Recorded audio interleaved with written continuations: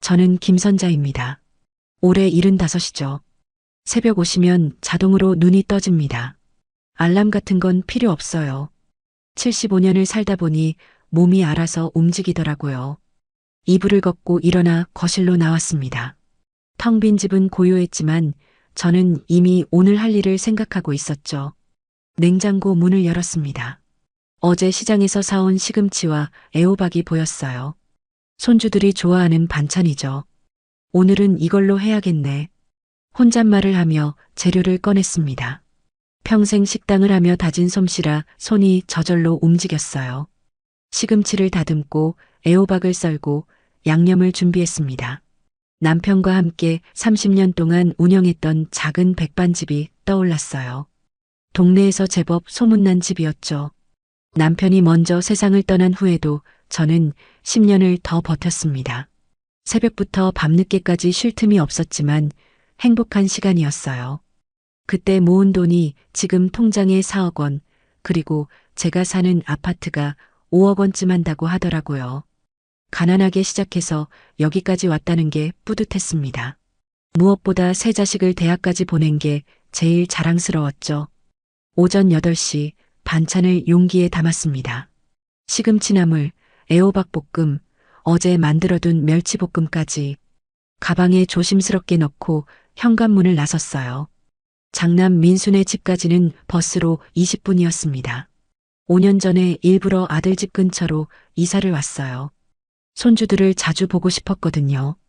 초등학교 2학년 지훈이와 유치원생 지아. 이 아이들이 제 삶의 전부였습니다. 버스에서 내려 아파트 단지로 들어갔어요. 익숙한 길이었죠. 엘리베이터를 타고 12층으로 올라갔습니다. 초인종을 누르자 안에서 발소리가 들렸어요. 할머니. 문이 열리자마자 지아가 제 품으로 뛰어들었습니다. 이 순간만큼은 세상 모든 걸 다 가진 기분이었어요. 우리 지아, 오늘도 예쁘네. 어제 유치원 재밌었어? 네. 어제 그림 그렸어요. 할머니 그렸어요. 거실로 들어가니 며느리 최지은이 설거지를 하고 있었습니다. 저는 가방에서 반찬 용기들을 꺼냈어요. 지은아, 오늘 시금치나물이랑 애호박 해왔어. 아이들한테 좋잖아. 네, 어머님. 감사합니다. 최지은의 목소리가 평소보다 낮았습니다. 피곤해 보였어요. 육아하면서 집안일까지 하려니 힘들겠죠. 그래서 제가 더 도와줘야 한다고 생각했습니다. 저는 자연스럽게 냉장고 문을 열었어요. 그런데 지난주에 가져다 준 반찬 용기들이 그대로 있었습니다. 거의 손도 대지 않은 것 같았어요. 가슴이 조금 아팠지만 내색하지 않았습니다. 지은아, 반찬이 남았네? 입맛 없었어? 아, 네. 요즘 입맛이 좀. 최지은은 대답을 얼버무렸어요. 저는 남은 용기들을 꺼내고 새로운 반찬들을 냉장고에 넣었습니다. 벌써 몇 년째 이렇게 하고 있었죠. 매주 때로는 며칠에 한 번씩 반찬을 만들어 왔습니다. 할머니, 배고파요. 현관문이 열리더니 지훈이가 학교에서 돌아왔어요. 저는 얼른 부엌으로 갔습니다. 김치찌개를 끓이기로 했죠. 이 집 부엌이 제 집 부엌만큼 익숙했어요. 냄비가 어디 있고 국자가 어디 있는지 눈 감고도 찾을 수 있었습니다. 최지은은 거실 소파에 앉아 핸드폰을 보고 있었어요. 제가 부엌에서 움직이는 동안 한 번도 일어나지 않았습니다. 예전에는 함께 요리를 하거나 옆에서 이야기라도 했는데 요즘은 그마저도 없었어요. 다 됐다. 우리 지훈이, 지아야, 밥 먹자. 아이들이 식탁에 앉았습니다. 저는 정성스럽게 밥을 퍼주었어요. 손주들이 맛있게 먹는 모습을 보는 게 제일 큰 보람이었습니다. 할머니 김치찌개 최고예요. 그래, 많이 먹어. 할머니가 또 만들어줄게. 식사가 끝나고 설거지를 시작했어요. 며느리는 여전히 소파에 앉아 있었습니다. 저는 속으로 피곤한가 보다 생각하며 묵묵히 설거지를 마쳤죠. 오후 4시쯤 되자 집으로 갈 시간이었습니다. 지은아, 나간다. 저녁은 냉장고에 있는 반찬으로 먹으면 돼. 네, 어머님. 조심히 들어가세요. 며느리의 얼굴에 안도하는 표정이 스쳐 지나갔어요. 저는 그걸 봤습니다. 하지만 무슨 의미인지 알 수 없었죠. 버스를 타고 집으로 돌아왔습니다. 창밖을 바라보며 손주들 얼굴을 떠올렸어요. 행복했습니다. 하지만 마음 한편이 무거웠어요. 요즘 최지은의 태도가 조금씩 달라지는 것 같았거든요. 그래도 내가 더 잘해주면 되겠지. 저는 스스로를 다독였습니다. 가족이란 서로 이해하고 양보하는 거니까요. 시간이 지나면 며느리도 제 마음을 알아줄 거라고 믿었어요. 집에 도착해서 냉장고를 열어봤습니다. 다음에는 뭘 해갈까 고민했죠. 멸치국수를 끓여가면 아이들이 좋아할 것 같았어요. 그날 밤 저는 평화로운 마음으로 잠들었습니다. 제 일상이 곧 산산조각 날 거라는 사실도 모른 채요. 며칠 후의 아침도 똑같이 시작됐습니다. 새벽에 일어나 멸치국수를 준비했어요. 멸치 육수를 우려내고 애호박을 썰었죠. 손주들이 좋아하는 메뉴였습니다. 오늘은 이거면 충분히 좋아하겠지. 혼자 중얼거리며 육수를 냈어요. 용기에 담아서 가방에 넣고 집을 나섰습니다. 버스 안에서 창밖을 보며 생각했어요. 며칠 전에 봤던 며느리의 표정이 자꾸 떠올랐습니다. 뭔가 불편해 보였거든요. 내가 너무 자주 가나? 잠깐 그런 생각이 들었지만 곧 고개를 저었어요. 아니야, 손주들을 돌봐주는 건데. 며느리한테 도움이 되는 일인데 뭐가 문제겠어요. 민수네 집 앞에 도착했습니다. 초인종을 눌렀어요. 문이 열리고 지아가 반겼지만 오늘은 좀 달랐어요. 최지은이 현관에 서 있었습니다. 평소와 다른 표정이었죠. 어머님 오셨어요. 목소리가 차가웠어요. 뭔가 이상했습니다. 응, 오늘 멸치 육수 해왔어. 아이들이 좋아하잖아. 면만 따로 삶으면 될 거야. 저는 신발을 벗으며 말했어요. 그리고 부엌으로 향했습니다. 냉장고 문에 손을 뻗었죠. 어제 넣어둔 반찬 용기를 빼고 오늘 것을 넣으려고요. 바로 그 순간이었습니다. 어머님, 며느리의 목소리가 들렸어요. 돌아보니 핸드폰을 들고 있었습니다. 제가 냉장고 문을 여는 걸 찍고 있었어요. 뭐 하는 거야? 증거 남기는 거예요.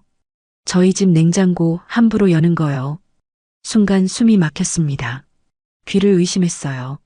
무슨 소리야? 나는 반찬 넣으려고. 제 목소리가 떨렸습니다. 손에 들고 있던 용기가 무겁게 느껴졌어요. 지금 저희 집 프라이버시 침해하시는 거예요. 동의 없이 남의 집 냉장고를 열면 안 되죠. 며느리는 냉정하게 말했습니다. 마치 남에게 하듯이요. 가슴이 철렁 내려앉았어요. 이게 무슨 일인가 싶었습니다.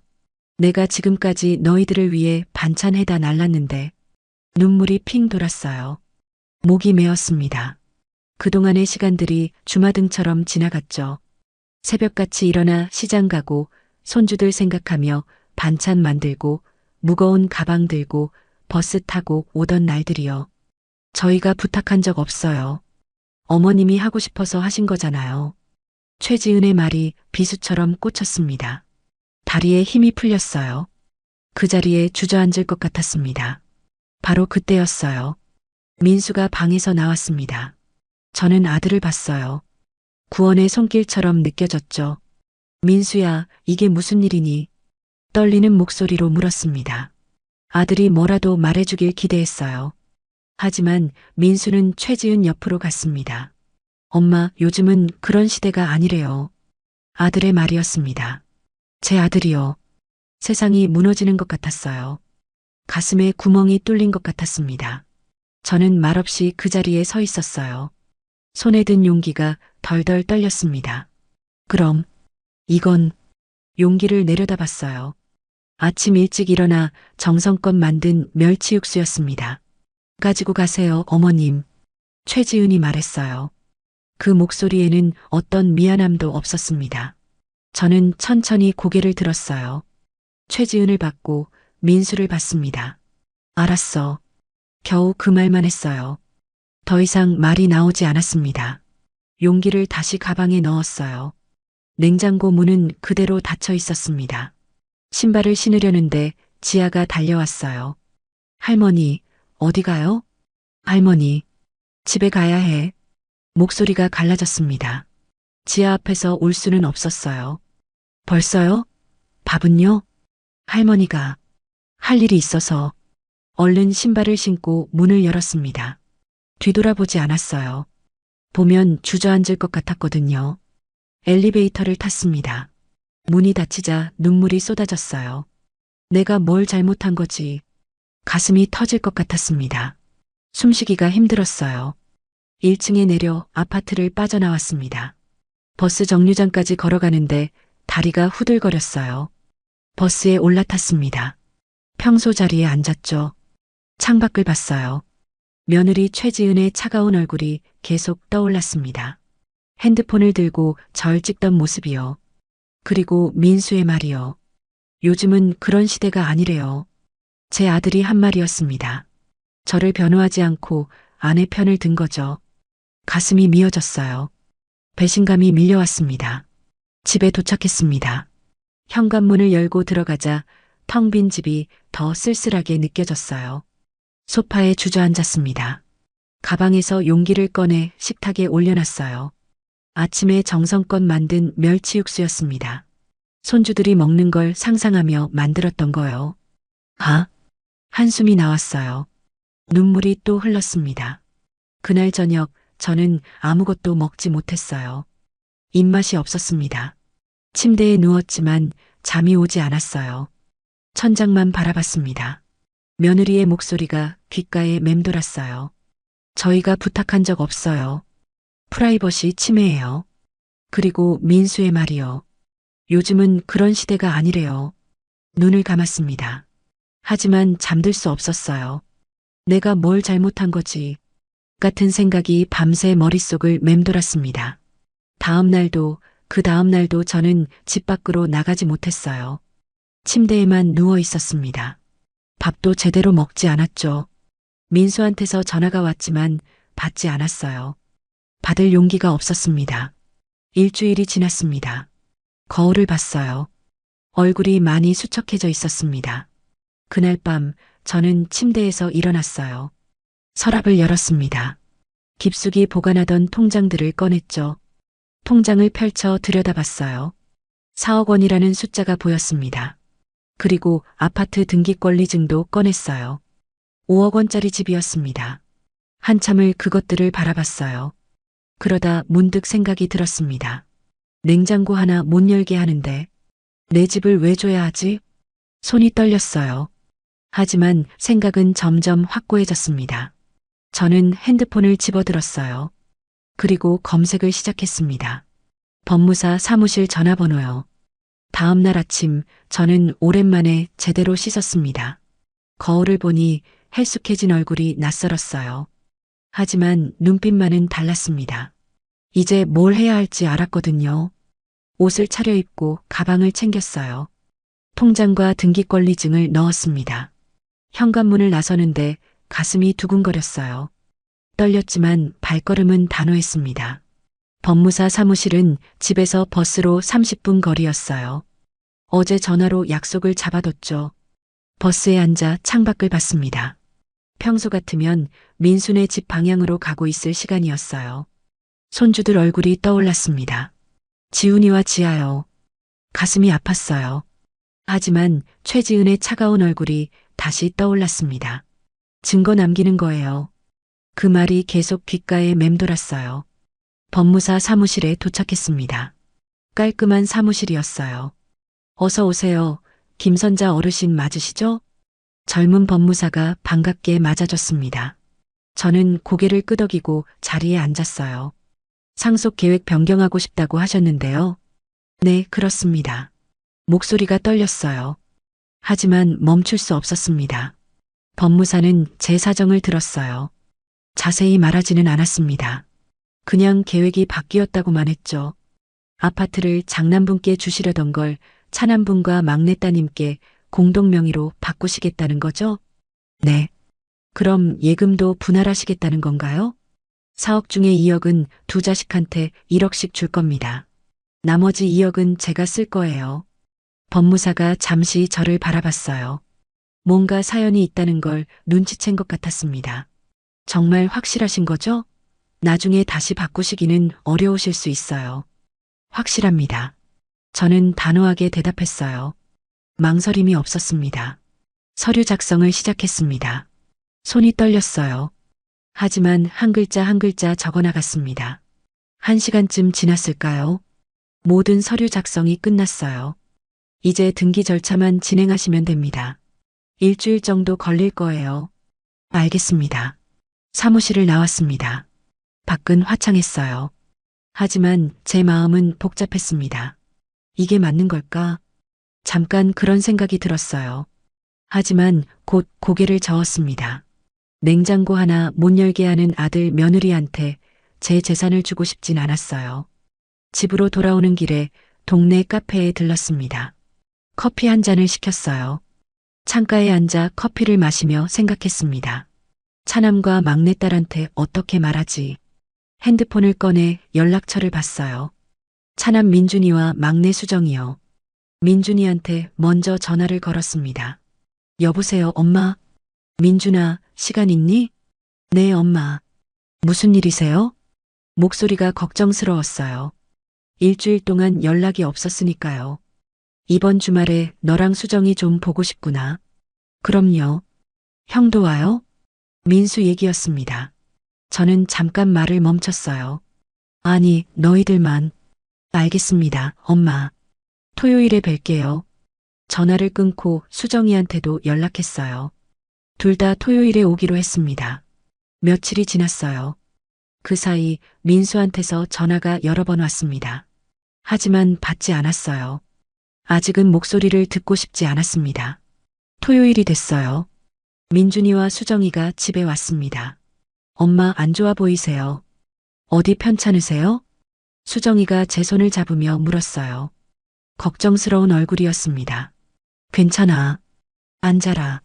세 명이 거실 소파에 앉았어요. 저는 차를 내왔습니다. 엄마, 형님이랑 무슨 일 있으셨어요? 민준이가 조심스럽게 물었어요. 역시 눈치를 챘나 봅니다. 저는 그 일을 얘기했어요. 냉장고 문을 열다가 최지은한테 들었던 말들을요. 뭐라고요? 증거를 남긴다고요? 수정이가 놀라서 말했습니다. 언니가 진짜 너무했네요. 엄마가 얼마나 정성껏 해주셨는데. 민준이도 화가 난 듯 했어요. 그래서 말인데, 저는 가방에서 서류를 꺼냈습니다. 엄마가 결정한 게 있어. 두 사람이 저를 바라봤어요. 원래는 민수한테 이 집을 주려고 했었어. 너희들은 예금을 나눠 갖고. 네, 알고 있어요. 그런데 계획을 바꿨어. 이 집은 너희 둘이 공동으로 갖는 거야. 민준이와 수정이가 눈이 휘둥그레졌어요. 엄마, 그게 무슨... 그리고 예금 4억 중에 너희한테 1억씩 줄 거야. 지금 바로. 엄마, 그럼 형은요? 수정이가 물었습니다. 민수는 없어. 냉장고도 못 열게 하는데 내 집을 왜 줘야 하니? 제 목소리는 담담했어요.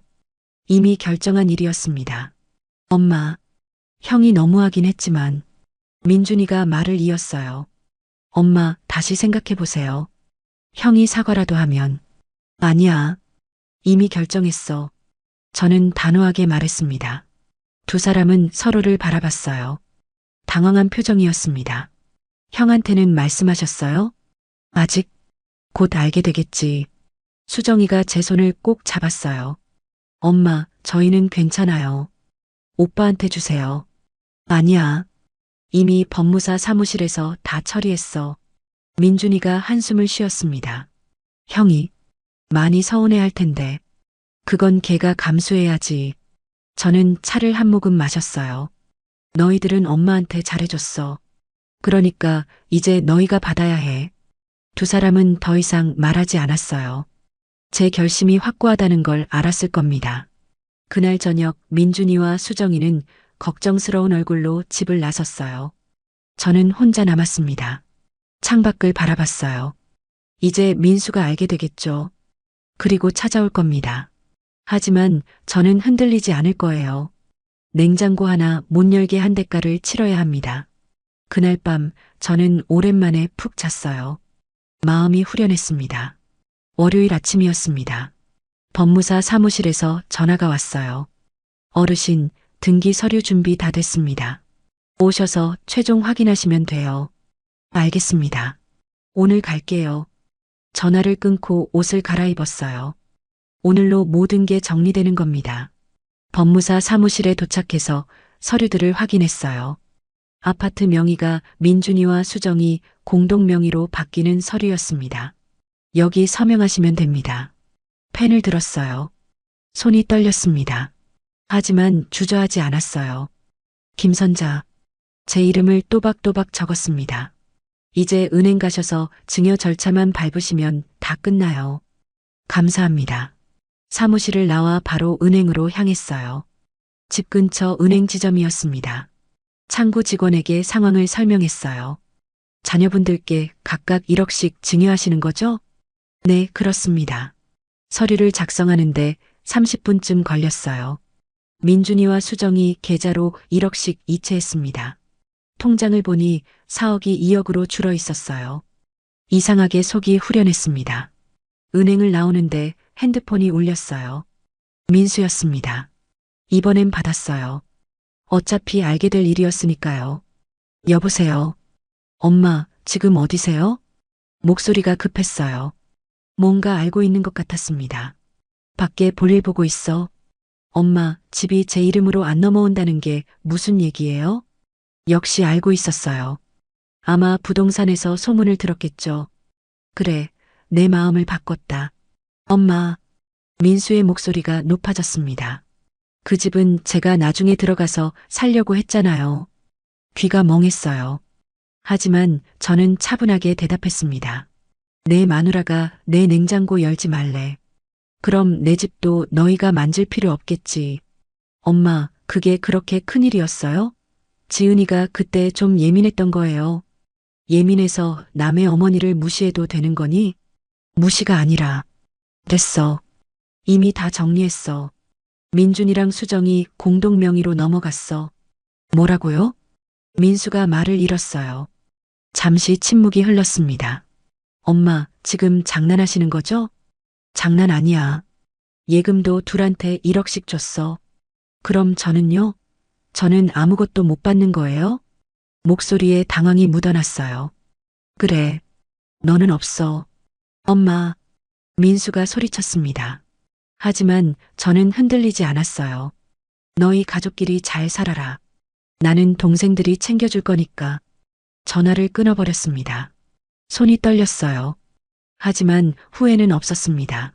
집으로 돌아오는 길에 부동산에 들렀어요. 원룸을 알아보려고요. 원룸을 알아보는 이유는 더 이상 장남집 근처에서 살기가 싫었습니다.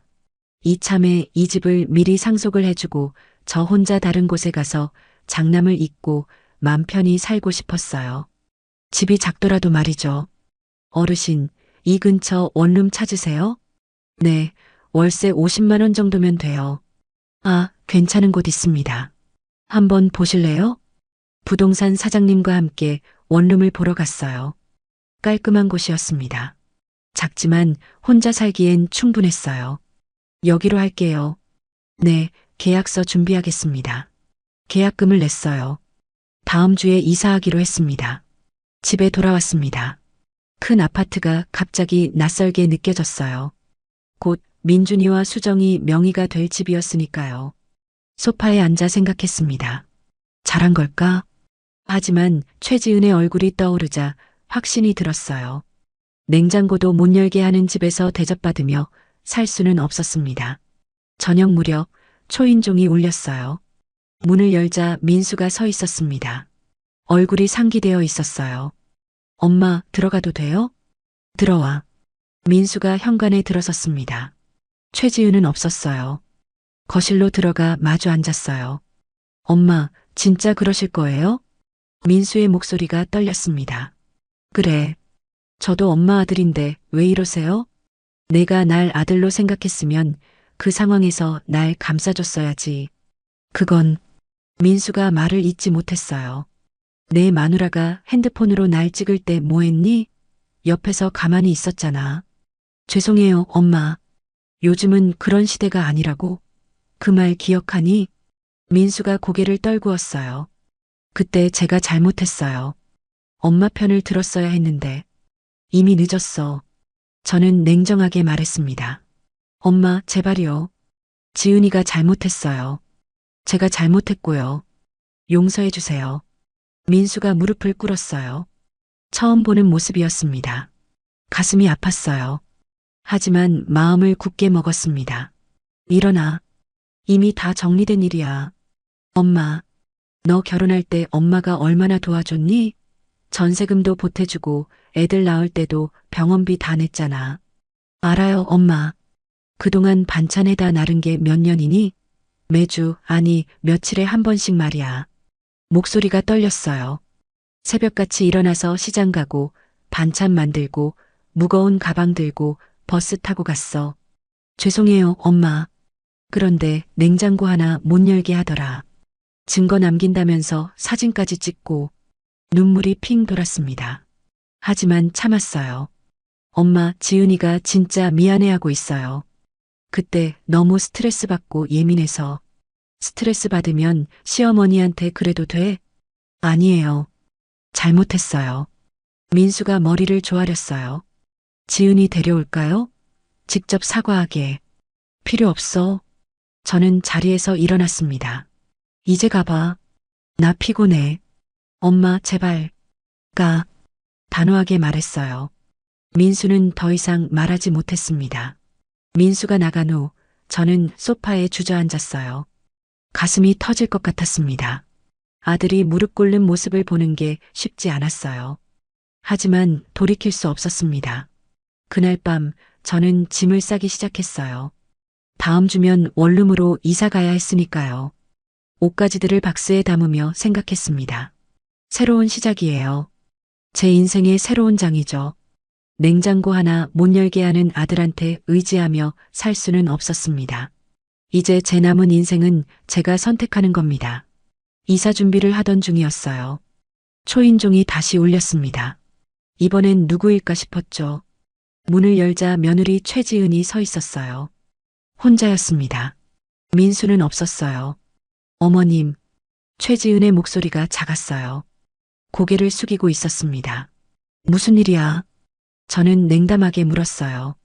감정을 드러내지 않으려고 애썼습니다. 들어가도 될까요? 들어와. 최지은이 현관에 들어섰어요. 평소와 달리 조심스러웠습니다. 거실로 가서 마주 앉았어요. 최지은은 한참을 말을 못하더니 입을 열었습니다. 어머님, 죄송해요. 뭐가? 그날 제가 너무 심했어요. 최지은의 눈이 붉어졌어요. 전 그냥 예의상 말씀드린 건데 그 말을 듣는 순간 화가 치밀었습니다. 예의로 남의 어머니 무시하는 거냐? 목소리가 높아졌어요. 참으려 했지만 안 됐습니다. 무시가 아니라 그때 제가 너무 예민해서 예민하면 핸드폰으로 사진 찍어 증거 남긴다면서 최지은이 말문이 막혔어요. 어머님, 나 지금까지 너한테 뭐 잘못한 게 있니? 없어요. 어머님은 항상 잘해주셨어요. 그럼 왜 그랬어? 제 목소리가 떨렸습니다. 억눌렀던 감정이 터져나왔어요. 매일같이 반찬해가고 애들 돌봐주고 청소하고 빨래하고 그게 다 누구 좋으라고 한 건데. 죄송해요, 어머님. 최지은이 눈물을 흘렸습니다. 하지만 저는 마음이 움직이지 않았어요. 너희가 부탁한 적 없다고 했지? 내가 하고 싶어서 한 거라고. 그때 제가 잘못 말했어요.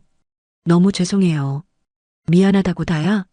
그 말 한마디에 내가 얼마나 가슴 아팠는지 아니? 목이 메었어요. 눈물이 핑 돌았습니다. 일주일 내내 밥도 못 먹고 누워만 있었어. 내가 뭘 잘못했나 싶어서. 정말 죄송해요.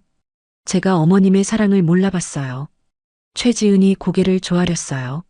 하지만 저는 이미 마음을 굳게 먹은 상태였습니다. 이제 와서 미안하다고 해봤자 소용없어. 어머님, 제발 한 번만 용서해 주세요.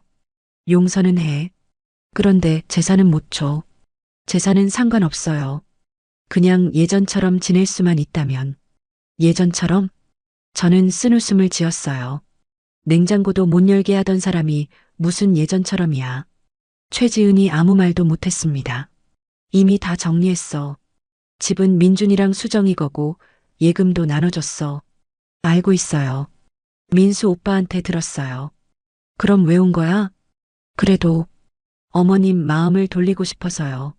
최지은의 목소리가 간절했어요. 안 돼. 이미 법적으로 다 처리됐어. 그럼 어머님은 어떻게 사실 건데요? 원룸 구했어. 다음 주에 이사가. 원룸이요? 최지은이 놀란 표로 저를 봤어요. 왜 이상해? 냉장고도 못 열게 하는데 큰 집에서 뭐하러 살아?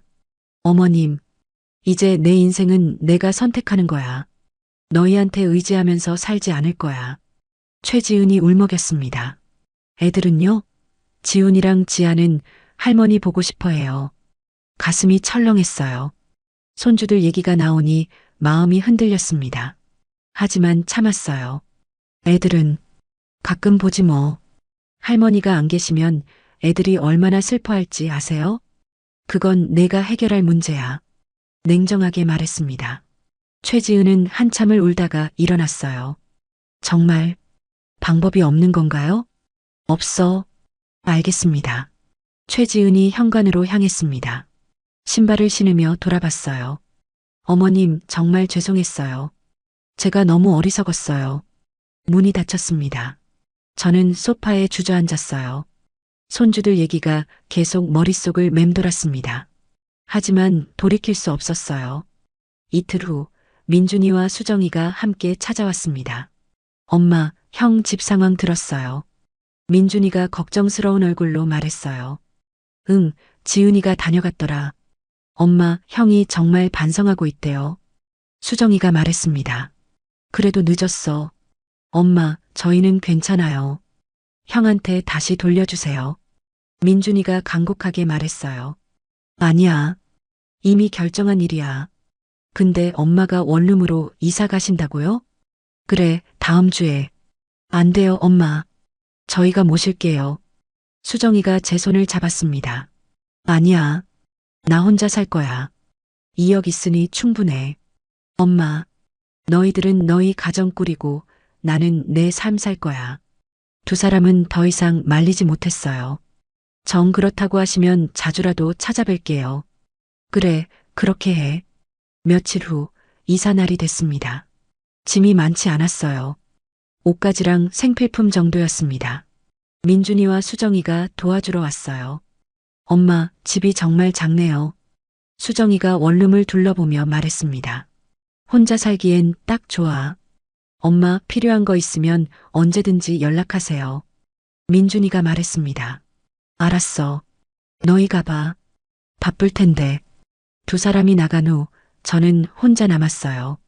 작은 원룸이 갑자기 넓게 느껴졌습니다. 창밖을 봤어요. 예전 집에서 보던 전망과는 달랐습니다. 하지만 이제 제 집이었어요. 제 선택이었죠. 핸드폰이 울렸습니다. 민수였어요. 받지 않았습니다.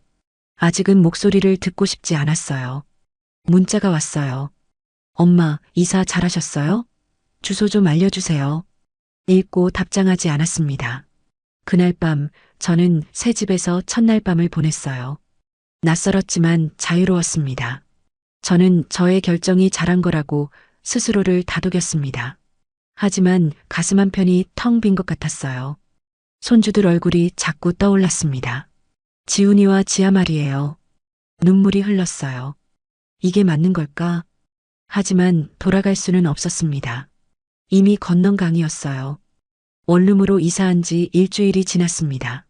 매일이 고요했어요. 혼자 밥 먹고, 혼자 TV 보고, 혼자 잠들었습니다. 자유로웠지만 외로웠어요. 토요일 아침이었습니다. 초인종이 울렸어요.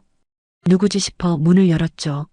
장남 민수와 지은, 그리고 지훈이와 지아가 서 있었습니다.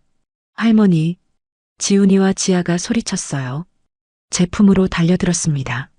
가슴이 뭉클했어요. 한 달 만에 보는 손주들이었습니다. 할머니, 보고 싶었어요. 지아가 제 허리를 꼭 안았어요. 할머니도 보고 싶었어? 목이 메었습니다. 눈물이 나올 것 같았어요. 민수와 지은이 무릎을 꿇었습니다. 원룸 현관에서요. 엄마, 용서해 주세요. 민수의 목소리가 떨렸어요. 어머님, 정말 죄송했습니다. 최지은도 고개를 조아렸습니다. 일어나. 애들 보는데 그게 뭐야? 안 일어날 거예요. 엄마가 용서해 주실 때까지. 민수가 단호하게 말했어요. 지훈이와 지아가 울먹이기 시작했습니다. 할머니, 아빠랑 엄마 용서해 주세요. 잘못했어요. 지훈이가 말했어요. 애들까지 뭘. 저는 당황했습니다. 손주들이 이렇게 말하니 마음이 약해졌어요. 엄마, 제가 아들로서 제대로 못 지켜드렸습니다. 민수가 머리를 숙였어요. 그날 엄마 편을 들었어야 했는데 저는 방관자처럼 서 있었어요. 지은이도 저도 잘못했습니다. 진심으로 사죄드려요. 최지은이 눈물을 흘리며 말했습니다. 제가 너무 예민했어요. 어머님의 사랑을 몰라봤어요. 어머님이 매일 해주시던 반찬들, 돌봐주시던 시간들이 얼마나 소중했는지 이제야 알았어요. 제 눈에서도 눈물이 흘렀습니다. 한 달 동안 쌓였던 감정들이 터져나왔어요. 너희들이 날 얼마나 아프게 했는지 아니. 알아요, 엄마. 정말 죄송해요.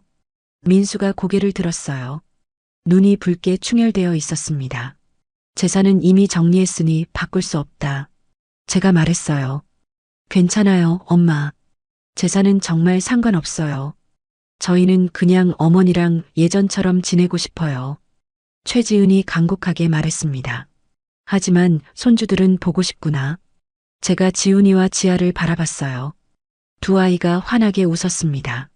할머니, 그럼 우리 자주 와도 돼요?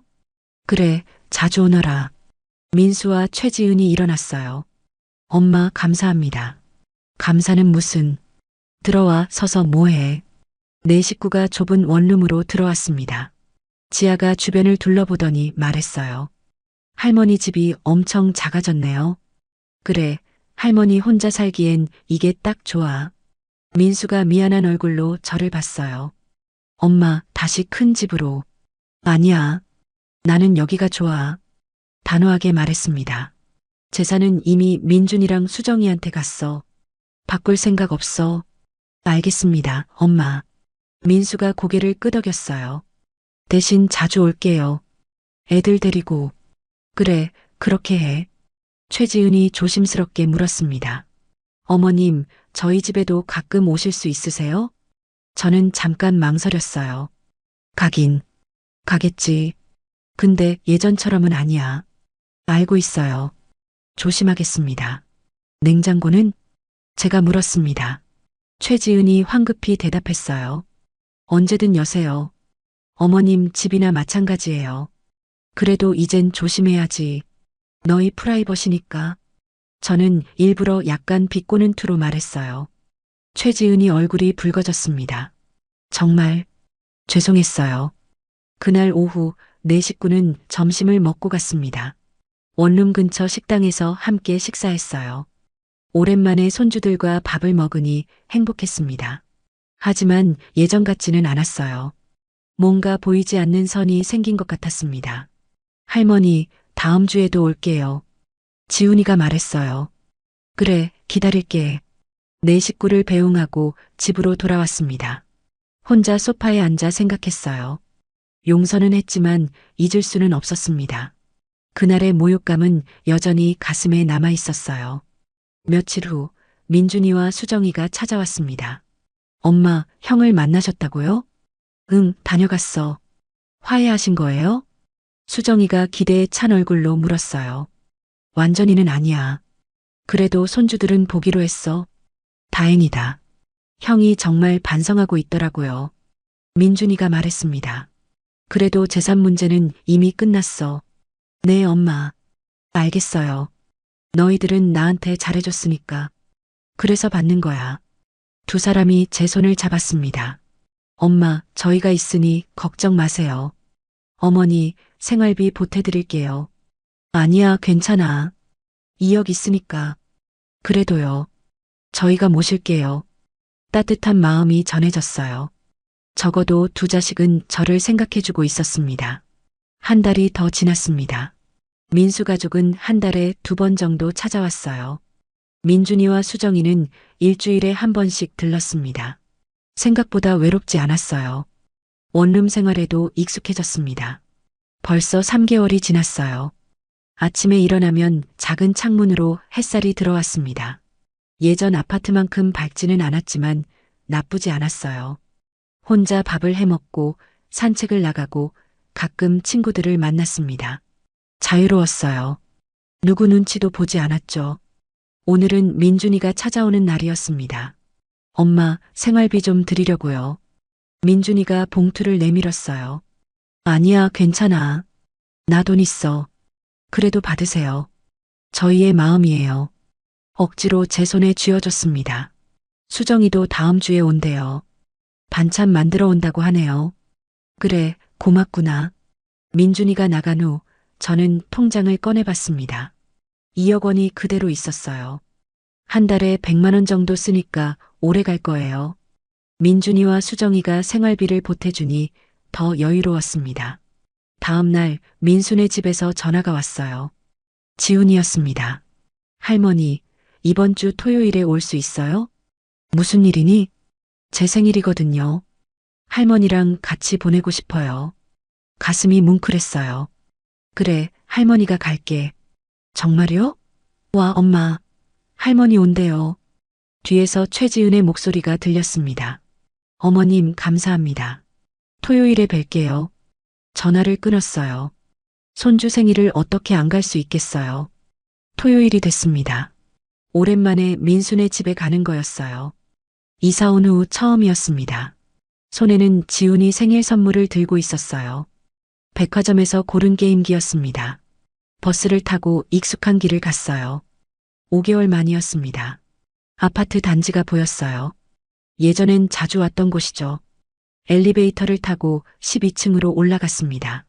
초인종을 눌렀어요. 떨렸습니다. 할머니, 지훈이가 문을 열었어요. 환하게 웃고 있었습니다. 우리 지훈이 생일 축하해. 와, 선물이다. 고마워요, 할머니. 안으로 들어갔어요. 며느리가 앞치마를 두르고 있었습니다. 어머님, 어서 오세요. 예전과 달리 조심스러웠어요. 긴장한 것 같았습니다. 지은아, 내가 좀 도와줄까? 아니에요, 어머님. 편히 앉아 계세요. 그래, 알겠다. 거실 소파에 앉았습니다. 낯설었어요. 예전엔 제 집처럼 편했었던 곳이 말이죠. 지아가 옆에 와서 앉았어요. 할머니, 요즘 뭐해요? 할머니, 그냥 집에서 TV 보고 친구들 만나고 그래. 심심하지 않으세요? 아니야, 괜찮아. 민수가 회사에서 돌아왔습니다. 엄마 오셨어요. 오시느라 힘드셨죠? 아니야, 괜찮아. 어색한 대화가 오갔어요. 저녁 식사 시간이 됐습니다. 식탁에 둘러앉았어요. 미역국과 잡채, 불고기가 차려져 있었습니다. 어머님, 맛있게 드세요. 최지은이 밥을 퍼줬어요. 고맙다. 식사를 하는데 시선이 자꾸 냉장고로 갔어요. 그날의 기억이 떠올랐습니다. 증거 남기는 거예요. 가슴이 답답해졌어요. 할머니, 케이크 먹어요. 지훈이가 소리쳤습니다. 케이크에 초를 꽂고 있었어요. 그래, 먹자. 초를 끄고 케이크를 나눠 먹었습니다. 오랜만에 가족들과 함께였지만 예전 같지 않았어요. 보이지 않는 벽이 있었습니다. 저녁 식사가 끝나고 일어났어요. 나 이제 갈게. 벌써요, 할머니? 더 있다 가요. 지훈이가 아쉬워했습니다. 할머니 집에 가야지. 늦으면 버스 없어. 제가 태워드릴게요, 엄마. 민수가 말했어요. 아니야, 버스 타고 갈게. 그래도 괜찮아. 현관에서 신발을 신었습니다. 최지은이 조심스럽게 말했어요. 어머님, 반찬 좀 싸드릴까요? 순간 멈칫했어요. 아니야, 괜찮아. 그래도 필요 없어. 나 혼자 잘 해먹는다. 냉정하게 말하고 문을 나섰습니다. 엘리베이터를 타고 내려오는데 눈물이 났어요. 원룸 문을 열고 들어가니 텅 비어 있었어요. 소파에 앉아 한참을 있었습니다. 손주들 얼굴이 떠올랐어요. 보고 싶었습니다. 하지만 예전처럼 자주 볼 수는 없었어요. 핸드폰이 울렸습니다. 수정이었어요. 엄마, 내일 갈게요. 반찬 만들어 갈게요. 그래, 고맙다. 엄마, 괜찮으세요? 오늘 오빠네 다녀오셨죠? 응, 다녀왔어. 힘드셨죠? 아니야, 괜찮아. 거짓말이었어요. 힘들었습니다. 하지만 제 선택이었죠. 다음 날 수정이가 반찬을 가득 들고 왔어요. 엄마, 이거 냉장고에 넣을게요. 수정이가 자연스럽게 냉장고를 열었습니다. 아무렇지 않게요. 그 모습을 보니 눈물이 났어요. 이게 정상이었습니다. 가족이니까요. 엄마, 왜 우세요? 아니야, 괜찮아. 수정이가 저를 안아줬어요. 엄마, 저희가 있잖아요. 그래, 고맙다. 몇 달 전 일을 다시 곰곰이 생각해 봤습니다. 지금 생각하면 잘한 결정이었어요. 2억으로 편안하게 살고 있고 민준이와 수정이가 저를 챙겨줬죠.